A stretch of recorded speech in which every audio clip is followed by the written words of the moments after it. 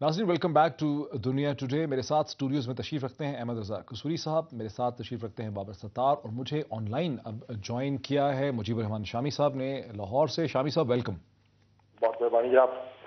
शामी साहब, वक्फे से पहले हमारे साथ आरिफ निज़ामी साहब भी थे लाहौर से। हमारी जो डिस्कशन थी सारे इशू पे, जो डिटेल जजमेंट, वो यहाँ तक पहुंची कि लीगल चैलेंजेस में तो इजाफा हुआ ही है। डिटेल जजमेंट के बाद बहुत सी ऐसी विंडोज़ खुली हैं कि नए नए लीगल चैलेंजेस का पता चल रहा है कि ये बड़े क्लियर हो रहे हैं, वाजे हो रहे हैं। लेकिन उसके साथ एक और चीज़ का अंदाज़ा हो रहा है कि प्रेसिडेंट की टीम जो है, जो एडवाइजर्स की टीम है, उनके जो रफ़्क़ा कार हैं, उनके जो मशवरे हैं सदर को, और जो पॉलिटिकल मैनेजमेंट है सिचुएशन की, वो खासी पतली है, खासी कमज़ोर है। क्या कहेंगे आप? नहीं, ये बात तो दुरुस्त है पीर साहब। देखें, सदर साहब ने या उनकी टीम ने या गिलानी साहब ने या हुकूमत ने, जिसको भी कहें आप, उन्होंने बहुत से काम ऐसे किए हैं जो नहीं करने चाहिए थे। बर वक्त वो काम नहीं कर सके। अदलिया को बहाल किया लेकिन बाद अज वक्त किया। और इसी तरीके से जो एनआरओ का मामला है उस पर बर वक्त कोई फैसला नहीं लिया जा सका। अब हम ये कह रहे हैं कि जी अदारों का टकराव पैदा हो रहा है। अब देखिए, अदारे कहां से आ गए, क्योंकि जो लेजिस्लेचर है उसने तो इसकी ओनरशिप ली ही नहीं एनआरओ की। ना परवेज मुशर्रफ साहब की असेंबली ने, ना मौजूदा असेंबली ने। तो जब जो थी उसने एनआरओ को कबूल ही नहीं किया, तो अच्छा, और एग्जेक्टिव तो थी, उसने भी सुप्रीम कोर्ट में जाकर बयान दे दिया कि ये एनआरओ जो है हम इसे कबूल नहीं करते और इसको डिफेंड नहीं करेंगे। तो फिर अदालत तो ना रहा ना इंतजामिया एनआरओ के साथ, ना मुकन्ना एनआरओ के साथ। तो अदलिया ने फिर अपना जो चाहे फैसला दे दिया। तो इसलिए अब अच्छा, अब इस पर जो अमल करने का ताल्लुक है उसके बारे में भी एक लगता है कि गलत फहमियां हैं या एक दो दिली है, और या मालूम नहीं हो पा रहा कि क्या करना चाहिए, क्या नहीं करना चाहिए, किससे मशवरा लेना चाहिए। अच्छा, एक शामी साहब, एक बड़ा ही स्पेसिफिक एग्जांपल एट हैंड है जो आज ही हुई है, जो लोग ये कह रहे हैं लाहौर से, आप भी लाहौर में है, कि सदर साहब का और उनकी टीम का जो ऐन बौखलाहट में लाहौर से एक तरह से वो वहां से निकलते हैं, बड़ी जल्दी में, बड़ी उसरत में, बड़ी तेजी में उन्होंने लाहौर वेकेट कर दिया, इस्लामाबाद की तरफ रवाना हो गए पैनिक में। इसकी क्या वजह समझ आ रही है? देखिए जी, वो तो कहा है कि मौसम खराब हो गया है। आपको पता है कि पंजाब का मौसम तो खराब है, यहाँ धुंध ही धुंध है, हाथ को हाथ सुझाई नहीं देता। तो सदर साहब को तो ऐसे हालत में वापस जाना ही चाहिए था, क्योंकि अब ये दूसरी बात है कि इस्लामाबाद में भी धुंध आ जाए उनकी वजह से। तो इस वक्त असल में बात यह है कि सदर साहब और उनकी टीम सोच समझकर फैसला करे कि सुप्रीम कोर्ट के साथ कैसे ताल्लुकात रखने हैं, उसके जो अदलिया में तकर्रियां कैसे करनी है, जो एहतसाब का कानून है उससे कैसे निपटना है। आप देखिए, लैब ऑर्डिनेंस जो है उसके बारे में कोई मुत्तफिका मुसवदा नहीं लाया जा सका, कोई एहतसाब का नया कानून नहीं बनाया जा सका।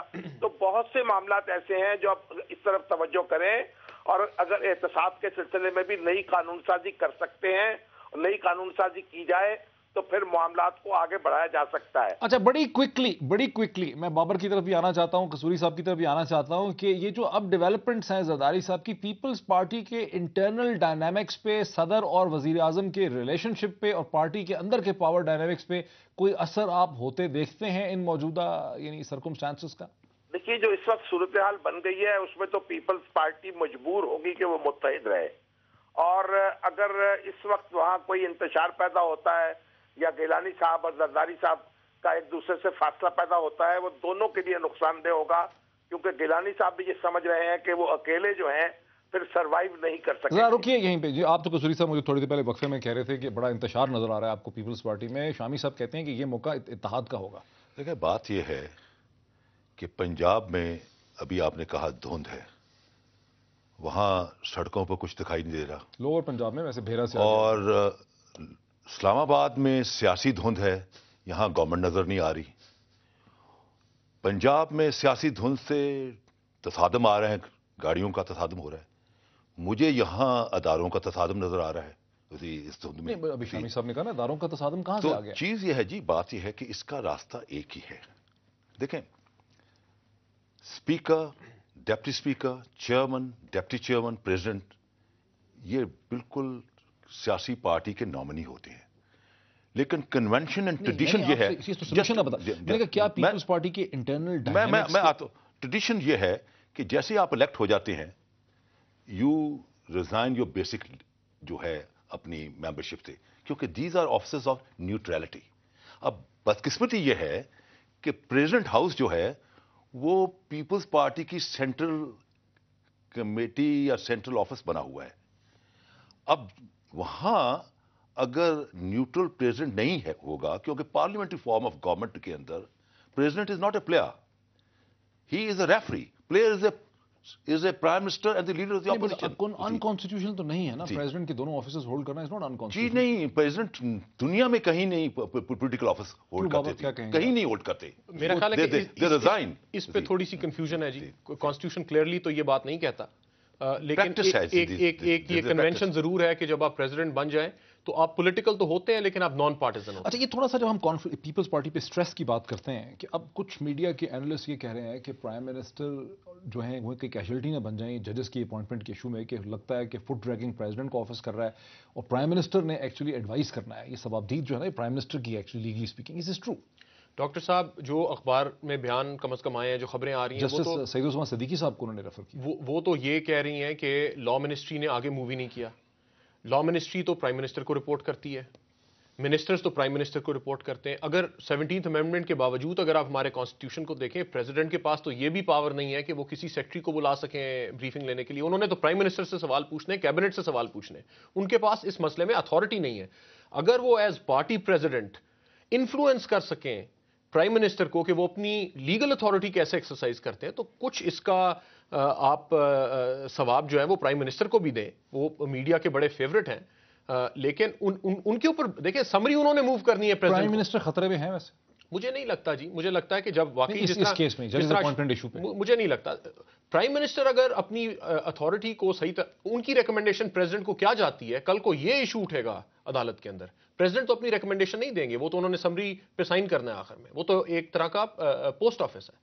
سو یہ چیز دیکھنی پڑے گی. لیکن ڈاکٹر صاحب دوسری امپورٹنٹ بات ایک یہ ہے کہ یہ ایک نیا پاکستان ہے. یہاں پہ ایک ہماری پرانی سینیکل تھنکنگ چل رہی ہے کہ آپ پیپلز پارٹی بھی اسی موڈ میں فنکشن کریے کہ تمام لوکسز آف پاور کو ہم کنٹرول کر لیں. اب یہ اس طرح چلنا مشکل ہو جائے گا. اس میں ملٹی پولیرٹی ہو گئی، اس میں ملٹی پولیرٹی ہو گئی ہے، اور آپ کیا پالیسیز رکھتے ہیں یہ ڈٹرمن کرے گا کہ آپ کے باقی انسٹیٹیوشن سے تعلقات کیا ہوتے ہیں، نہ کہ یہ بات کہ آپ کی پرسنل ریپو کیسی ہے.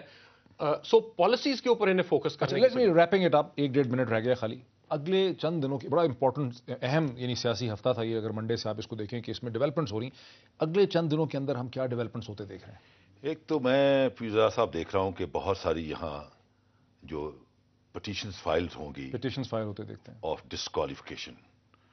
اور مجھے یہ جو تصادم کے راستے پہ یہ دونوں جو لوگ چل پڑے ہیں، دونوں institution, the presidency and the judiciary, یہ مسئلہ آگے بڑھتا ہوا نظر آتا ہے.